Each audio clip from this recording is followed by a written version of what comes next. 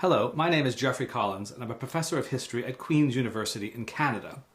And I'm going to offer you a series of short talks covering the political theory of Thomas Hobbes.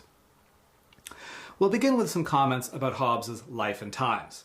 And the first thing to say about the life of Thomas Hobbes is that it was extremely long.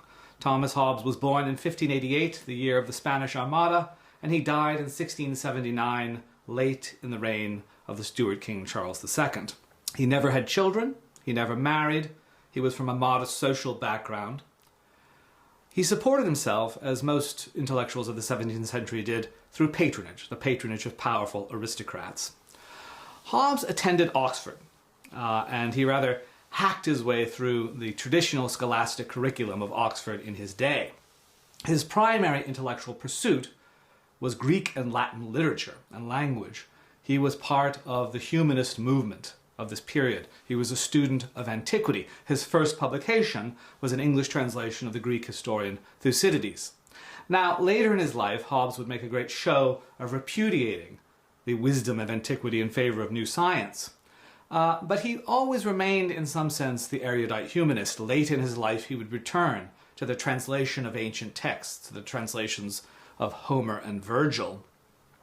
So Hobbes remained attached to the problems and texts of antiquity.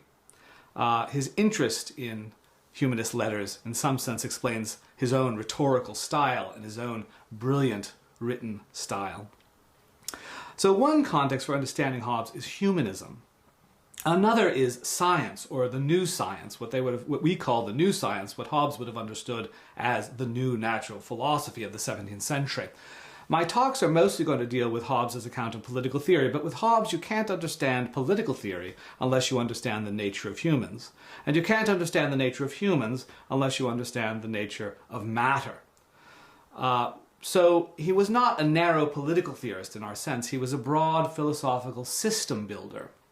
All knowledge was scientific to Hobbes, including political knowledge. Now, as a young man, Hobbes served as a kind of secretary to Francis Bacon, the great methodologist of science.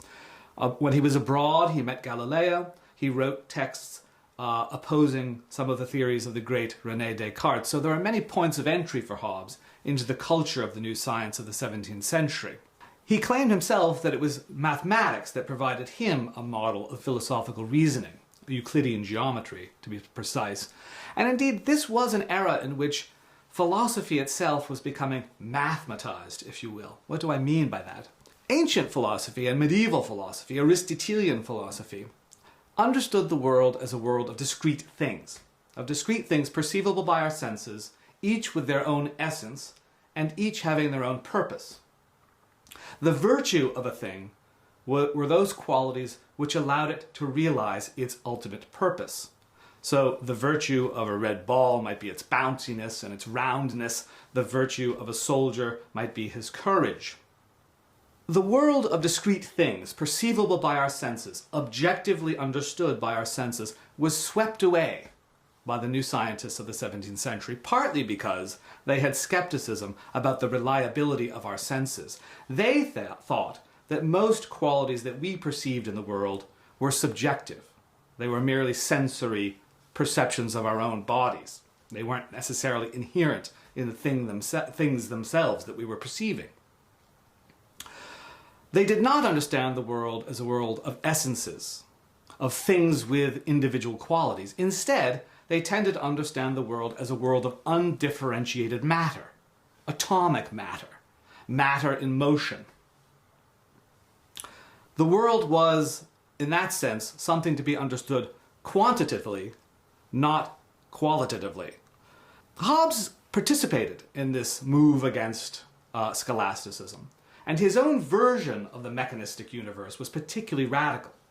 Whereas Descartes had preserved a realm of spirit, of non-material things like God and the soul, Hobbes swept that aside entirely. To Hobbes, nothing non-material existed. Everything was matter in motion, and this included human beings, and this included human minds, and human souls, and even God himself. The human mind and the human will were governed by the laws of matter, in other words. Hobbes denied, in a sense, the traditional understanding of free will, whereby the will or the reason can transcend material causes or material necessity. To Hobbes, the will was merely the last appetite or aversion of a material being, of a material mind. Humans are driven, in this sense, by their appetites and wants.